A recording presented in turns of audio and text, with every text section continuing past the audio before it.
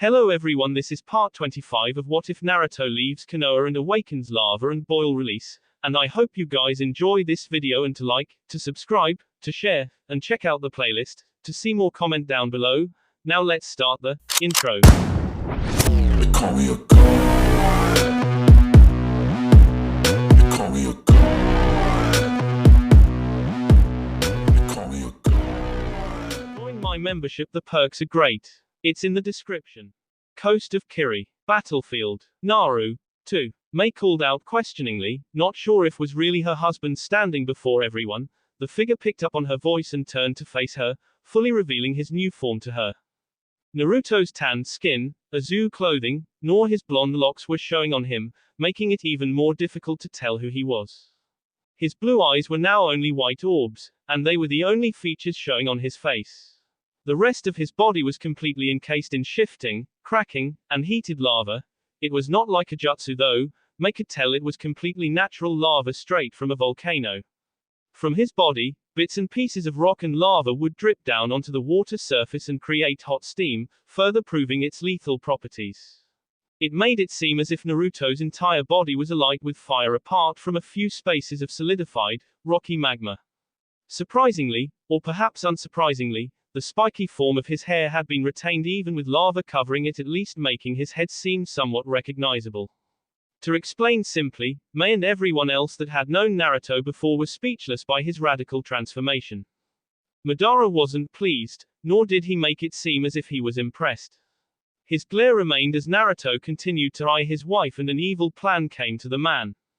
Wouldn't it be so sad if the Jinchuriki was to lose his wife before he Naruto started to reach out an arm towards Mei, to reassure her it was still him. Mei felt comforted by it, and began to take tentative steps closer to what she thought was her Naruto. Madara took that lapse in concentration to charge forward towards Naruto's wife, as the avatar's back was to him and he hoped to avoid detection. Naruto's outward appearance did not reveal surprise, however, his body began to tense as he felt Madara's body heat come closer to his own. Mei had gotten closer to Naruto when she was able to see Madara coming around his side and quickly prepared to defend herself. The man chuckled as he knew it was too late. His arm was already outstretched to strangle Mei's tea and she didn't have the time to dodge. With speed that even left Madara speechless, Naruto caught the man's outstretched arm just as he passed by.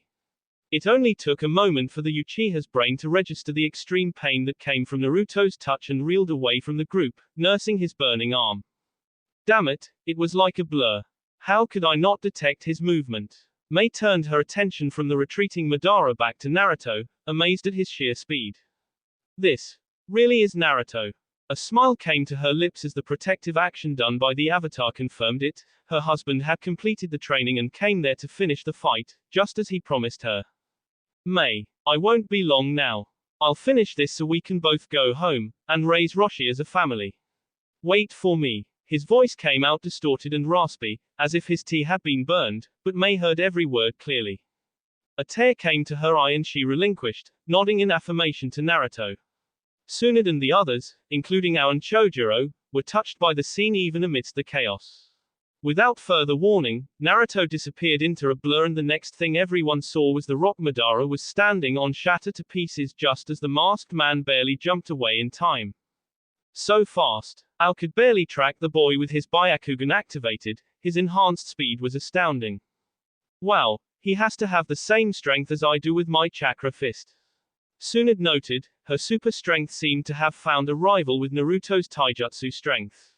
As Naruto lured away Madara with lightning speed taijutsu, Yamara and the other lava monkeys ran over the water to brief Mei and the others. To see the personal summons accompanying her husband was reassuring, and even then Mei felt good to have their support. Their duty was to keep Naruto fighting, no matter what. Mei-sama, you must get the battle away from here. Naruto-sama's new powers are difficult to rein in and your forces will be caught in the crossfire.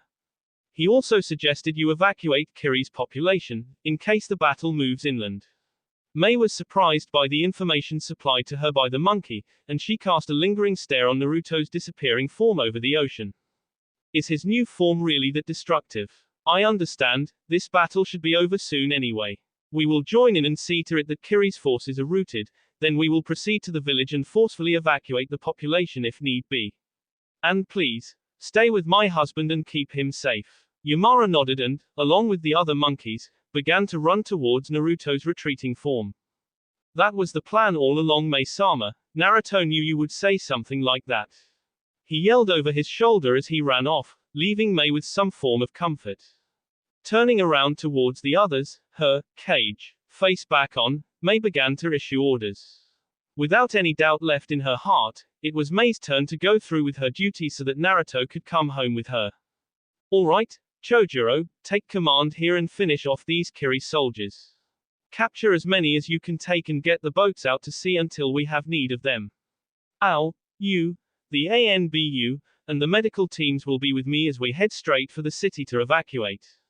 Chojuro and Ao saluted, allowing the swordsman to head into the battle area and Ao to take his place next to Mei. What's the plan, ma'am? Even if we can evacuate the civilians in the village, what about the other inhabitants around the isle? Mei began to take off running towards the docks and Ao struggled to follow, sending out a special whistle to the surrounding area. Over 24 masked shinobi quickly took up positions behind Ao and Mei as they ran across the water, leading their entourage to be complete. Mei looked over her shoulder at Ao and smirked, making him confused. Come on, Ao, do you think the people are really that foolish? When Madara began with these defenses, the people were evacuated to the village under the impending invasion scenario clause. I wrote it, as my predecessor did not have any such plan should an invasion fall on Kiri. As for the capital, it should be safe from any blast radius. Ao was surprised by her answer but then smiled, knowing he had to trust Mei's leadership abilities to the highest degree. Yes, ma'am, sounds like a plan. 000. Kiri C. Naruto's battleground. Damn it, back you little bastard. Madara avoided another punch from Naruto and felt himself growing farther from the conflict zone. He's doing it on purpose. He's trying to make me get away from the battlefield. Madara catapulted back and prepared for a counterattack when he felt something hot sting his backside. He looked to find his Akatsuki robe had caught fire and he was forced to drop it to the ground as it disintegrated.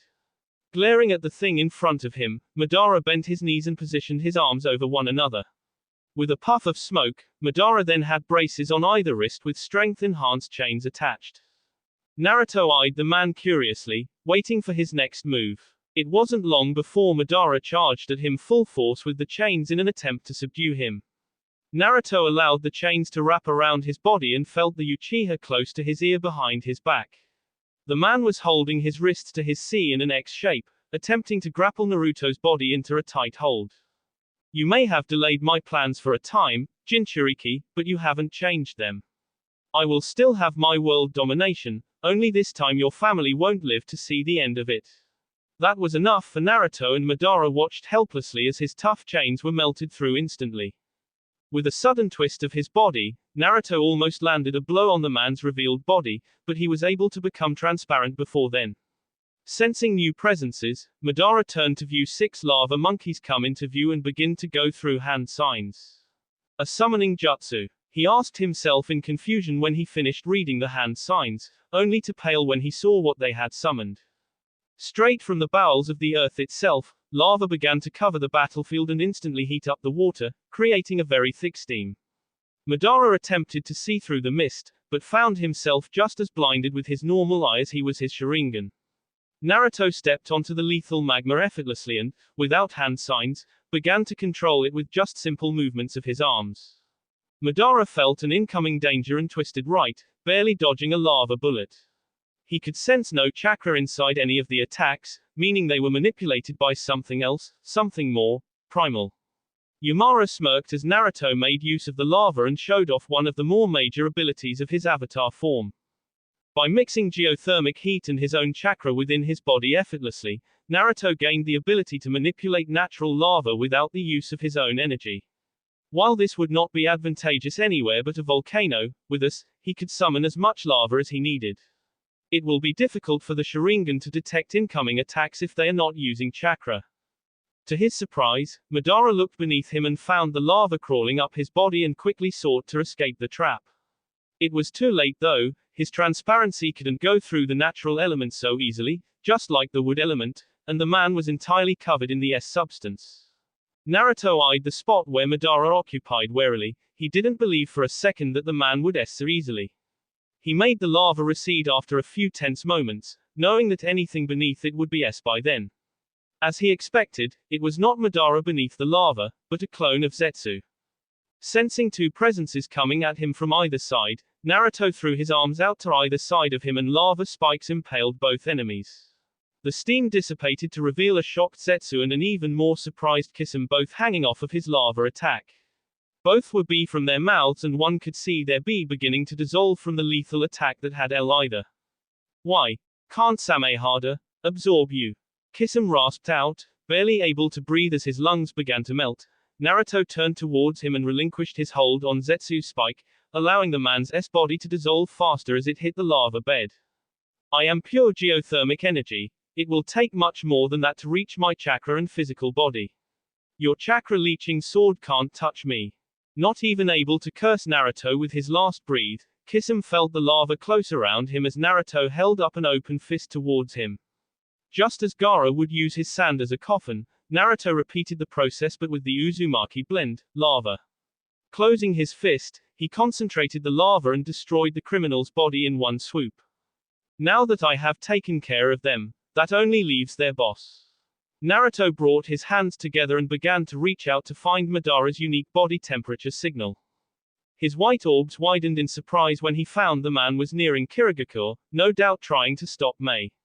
With a great burst of speed that surprised his monkey retainers, Naruto launched himself forward across the water, crossing the distance between the sea and shore in mere moments. From a bystander's view, it only looked as if the water was parting for some unseen force of nature. 000.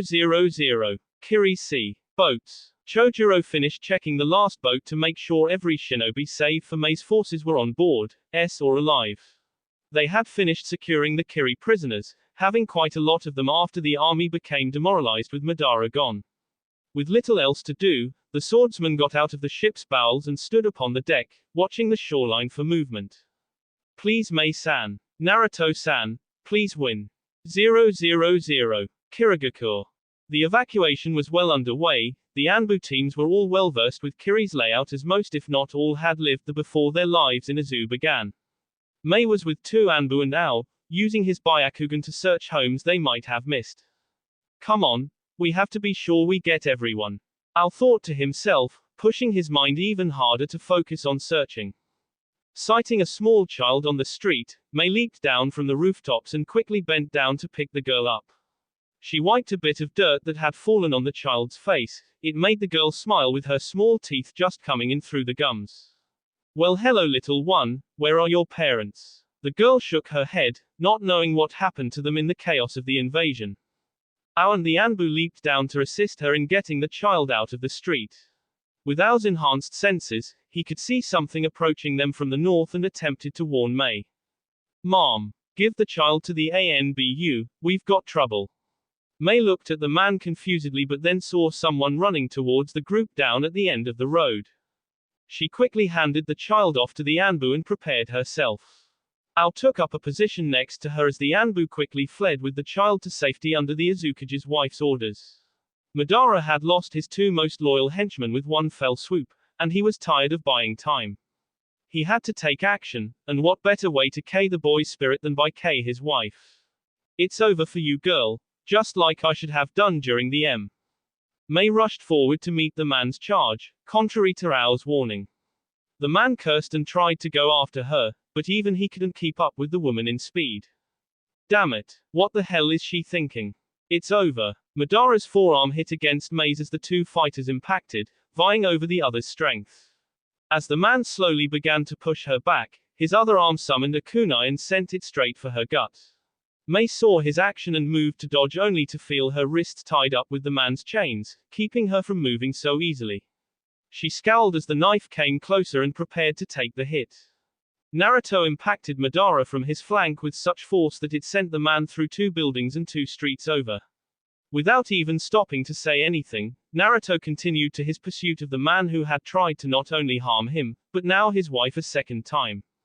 Mei just kept looking at the destruction Naruto's punch had made, unable to bring words to it. She was awoken when Ao gripped her arm and shook her lightly, forcing her out of the daydream.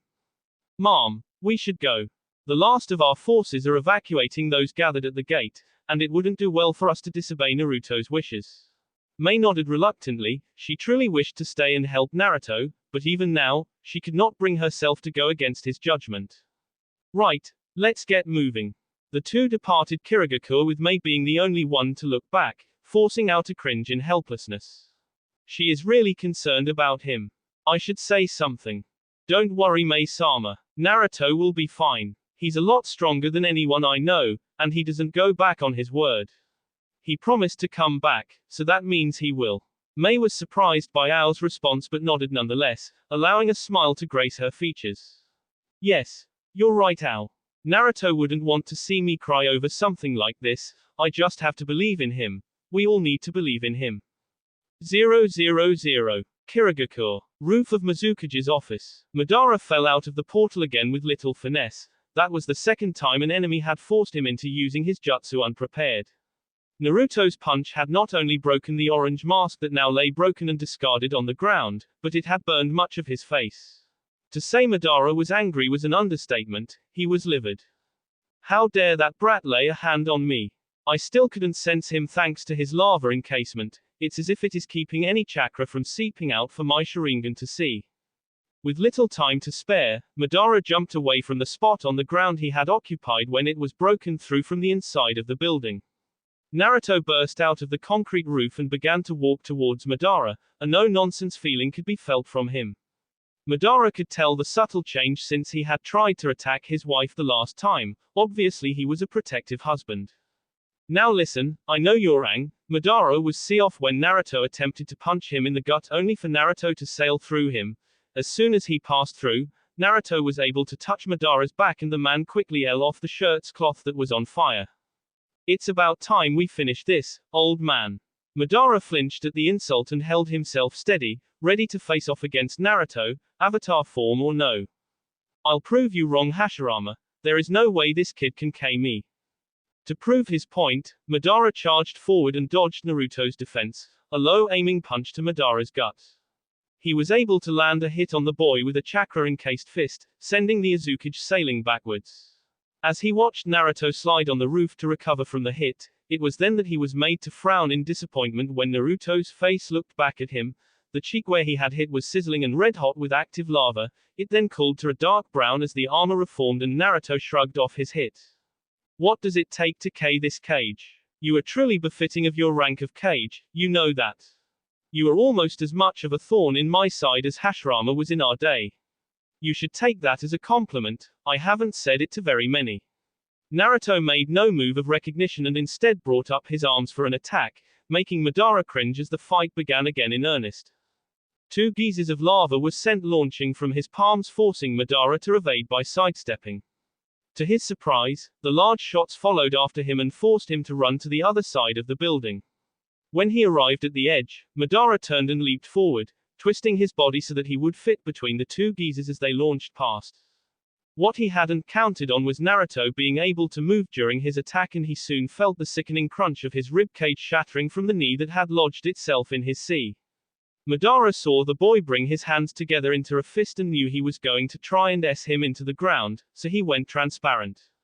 Both fell to the ground, although one did so much more gracefully than the other. Madara landed in a heap, creating a small crater as his body fully impacted the ground. As his body had gone into shock when the knee had shattered his sea, the man was now free to scream in pain as the wounds Hashirama inflicted now reopened in earnest. Damn. If I had been in my prime, he wouldn't have landed the first punch. I can barely see. This is bad. Madara brought himself to look at Naruto, and was shocked to see the boy was no longer encased in lava. Now he was back in his old clothing and breathing heavily from exertion. It seemed the avatar form put a lot of stress on the boy's body, as he was on all fours trying to catch his breath. Blue orbs met red ones as the two combatants looked into each other's eyes as if reading their conditions. You. Are going to S, very soon.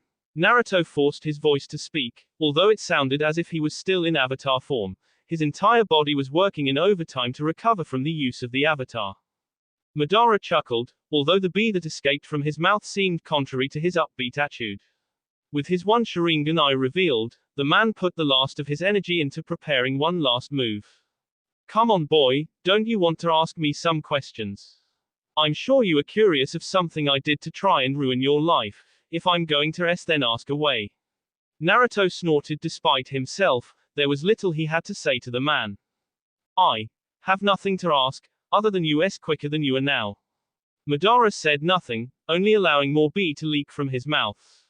Come on, don't you want to know how I pulled off manipulating Danzo and that old friend of yours? Sasuke. Naruto's eyes widened and he looked at Madara with renewed interest, eliciting a B smile from the man. Oh yes, that's right. We both know just how much Danzo loved that village. He would never betray it. He entered Akatsuki with one goal in mind, destroy it from within. I easily found out about his plan, and the first chance I got. Madara paused again in his speech, attempting to suck in some air.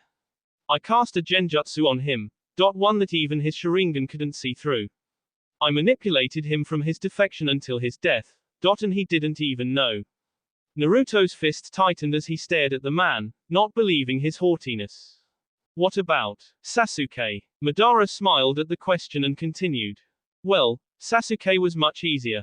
He was with me up until the point we transferred his brother's eyes into his. At that point, he tried to kill me. Said he was the only one that should rightfully hold the Uchiha name. It was then that I subdued him, and controlled him with my Sharingan. Neither of them broke free of it until the last moments of their lives. Mother, Itachi, I'm sorry. Tsunade noticed something off about Danzo's normal eye and took a closer look as the room began to clear. That's strange, I thought for sure I saw a. Tsunade-sama, we have to go. Tsunade reluctantly left, allowing Danzo's body to fall over limp and the Sharingan to disappear from his eye. Madara had relinquished control. So, it's all been you, from the very start. Naruto said rhetorically. Every villain, every obstacle, everything was traced back to Madara. Yes, I have been your only enemy since the beginning. And it seems like I will be your last one as well. Naruto's eyes widened in surprise when Madara's Sharingan changed shape, taking on the form of his eternal Mangekyo. What are you doing? Naruto felt a great suction begin to pull him towards Madara's eye and the man began to cackle unmercifully. If I can't kill you with this body, I will allow you to in the void. You and the rest of the pitiful shinobi that came to this island will Your son will be left an orphan and you will never see your wife again. To be alone and accursed, that is your destiny, Jinchuuriki. Naruto's eyes widened as he saw the buildings surrounding them begin to fall apart and fall into the endless vortex of Madara's eye. He's insane, he'll kill himself just to take me with him. Feeling the suction grow stronger, Naruto punched a hole in the concrete and held on for dear life. Madara's laughing was covered up by the great sounds of wind whipping back and forth and crumbling foundations of concrete shatter as the entire city began to fall under the influence of the vortex. Naruto reared a hand back and untied his headband, slowly placing it in the hole he had created. With little time left, he reached into his holster and took out a kunai, it into the ground and holding the headband securely. Knowing the last thing he had to do, Naruto took a moment of peace to find calm inside of himself, remembering those that had come before him, and those that were with him now. I'm going to become the greatest Hokage. Naruto smiled at his memory of living in Konoha. The wish to become acknowledged was a craving. With his life in a zoo, no matter how short, he had accomplished it. Never give up, that's your ninja way. His thoughts drifted to Jiraiya, his mentor for a time. If nothing else remained with him, those words would ring true with everything he had done. You've gotten stronger, stronger than me I think, and in more ways than one. Kakashi's words of praise rang into his ears, and he realized that many people thought that way about him, and he wondered if it was really true. The will of fire burns strong, in all of you. The third flashed into his mind, reminding him that the reason why he continued to fight, the reason he was able to convince Nagato, the reason he was still alive was because of his hope for peace and for the future of humanity. Make us proud, son. I know you can do it. Dad, I promised I would. And I don't go back on my word. Make sure to find yourself a nice little Uzumaki girl, alright Naruto? I did mom. I only wish I could have introduced you to her. I love you Naruto. I believe in you. Come back to me. The final words brought tears to his eyes as his thoughts drifted to Mei and little Roshi. It seemed there was one promise he wasn't strong enough to keep. Looking up, Naruto's eyes widened when he saw Mei standing there, unaffected by Madara or the crumbling city, and she was holding Roshi with a big smile. She didn't seem to notice him, she only kept smiling at the playful Roshi who was giggling like a maniac as her fingers danced in front of his eyes. His eyes locked with hers for a moment, and it seemed as though her smile intensified before she began to fade away. A sad smile came to his lips and he tasted his salty tears. It seemed fate loved to play a cruel joke, no matter who it was on. Whether it's a mirage or not. Mei, please give me your strength. One last time. Relinquishing his hold on the handhold, Naruto felt the suction intensify and begin to pull him backwards. With a few hand signs, Naruto yelled out his final jutsu in desperation, hoping it would work. Lava release. Great magma dome. A city-wide dome began to stretch high up into the sky, to contain the jutsu that Madara had threatened to use on the fleet of ships at sea. With the last of his strength, Naruto fought to maintain the jutsu for as long as he could, absorbing multiple blows of oncoming debris and branches that impacted him. Feeling a sharp pain impale him, Naruto looked down to see his stomach impaled clean through. He glanced behind to see Madara into him with a metal pole. You bastard. Why do you keep trying? Why don't you just you damn Uzumaki? Naruto spit out some bi and began to gather chakra into his hand, forming a perfect Rasengan in seconds. Because. Uzumaki. Never give up. Naruto let the suction pull him towards Madara and sent his Rasengan right into the man's gut. As the final blow to the man, he sped his jutsu up with every ounce of energy he had. The black hole he had formed had almost taken the entire city, leaving a barren crater of dirt and concrete. Naruto and Madara were sucked in last, leaving the barren wasteland void of everything, but a hero's final farewell. With the ground rooted up, Naruto's kunai was clearly impaled into the tough ground still, his headband lay still on the ground without a master to wear it. The war was over, but the hero was gone. 000. I just want everyone to know that I thought about ending it here, but I can't yet. This would be too sad, so hopefully you'll forgive me as you read the final part of the chapter. It's not the epilogue. 000.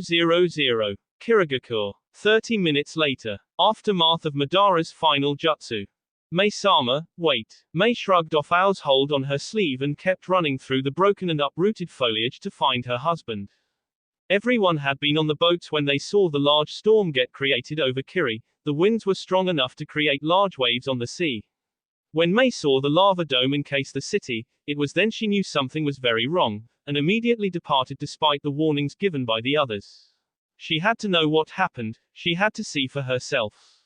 There, Mei reached the outskirts of the lava dome and, keeping her speed high, her fist into the dome, shattering a small piece of it.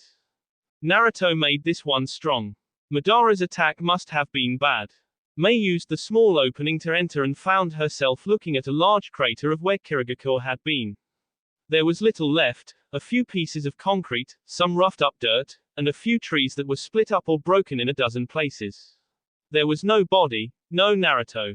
Mei walked along the broken shell of the city, looking around for anything that could be helpful. A glint of silver made her head swivel and a smile reach her lips, Naruto's headband. She ran over to where it was glistening in the dirt. Ao frowned as his Byakugan told him the ugly truth of the matter, no one but them was there.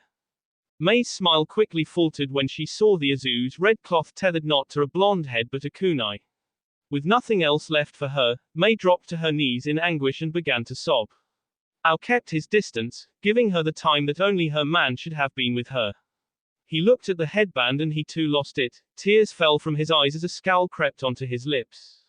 God damn it. His fist went into a concrete block next to him, completely shattering it into smaller pieces. He rested his head against what was left of it, slowly beating his fist into the concrete with less and less vigor. Mei took another look at the headband and knew that her husband was gone, but he had left a memento behind for her. Taking caution to not dislodge kunai from the ground, she pulled the headband from it with little damage coming to the cloth or the kunai's position.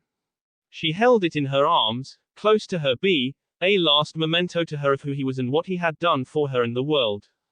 Heat hit her head and Mei looked up to see the sunlight beaming down from the very center of the dome head as the lava began to fall away to the earth. May found it very iconic, the last spot her husband had occupied, the sun was illuminating, maybe it was Kami, even she was giving her condolences to the fallen hero. Naruto, your headband will be Roshi's one day. I will never forget this and I will never stop loving you. She felt a presence to her left and found Ao looking at the kunai lodged into the ground. A questioning gaze was sent her way, and May allowed a sad smile to come to her tearful visage. It will be his memorial here, that kunai will serve as a reminder of the greatest known to humankind done by one of its outcasts. Naruto saved the world, and this time, everyone will acknowledge him. Let's go, Ao. May began to walk away, taking all of her power not to turn around or else she would only break down again. Ao turned to walk with her but something made him take one last look at the kunai. It was the three-pronged one, the one Naruto said had made his father famous.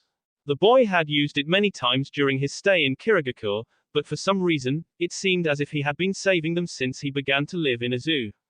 Feeling it was a fitting memorial for him, Ao turned around and began to follow May out, allowing his thoughts to drift to the Shodai.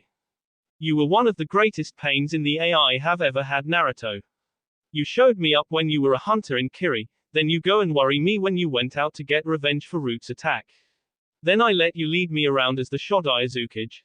And I never said the one thing you probably deserved the most. You were one of the greatest men I have ever known. And I'm glad I got to meet you. 000. 3 days after the final battle. Konohagakure. Memorial Stone. And to this stone I commemorate the name of our comrade that has fallen in battle, for his life to save not only Konoha but our own. For if it were not for him, we would not be here today. Please. Join me in one final moment of silence for this village's greatest product, the most hyperactive knucklehead ninja, my greatest student. Naruto Uzumaki. Kakashi announced to the hundreds of shinobi gathered before the memorial stone as Kakashi finished carving Naruto's name by kunai.